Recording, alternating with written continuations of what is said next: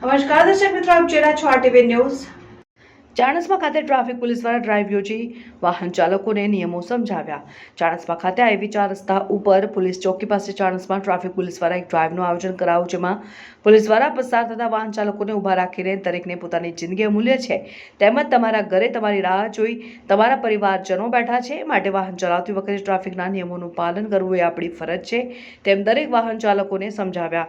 ચાણસ્મા ખાતે સાંજના સમયે હાઈવે પોલીસ ચોકી પાસે ચાણસ્મા ટ્રાફિક પોલીસ દ્વારા ટ્રાફિકને લગતી બાબતો વાહન ચાલકોને સમજાવી હતી અને ચાણસ્મા પોલીસ સ્ટેશનના પીઆઈ SF ચાવડાના માર્ગદર્શન હેઠળ ટ્રાફિક પોલીસના નવલસિંહ દરબાર, અશોકભાઈ ચૌધરી, રણજીતસિંહ સહિત TRB જવાનો દ્વારા ટ્રાફિક ડ્રાઈવ યોજી હતી, જેમાં જણાવ્યું હતું કે વાહન ચલાવતી વખતે નશો ન કરવો, સીટ બેલ્ટ અચૂક બાંધવું અને બાઇક ચલાવતી વખતે હેલ્મેટ ફરજિયાત પહેરવું સહિતના નિયમોને વાહન ચાલકોને સમજાવ્યા હતા।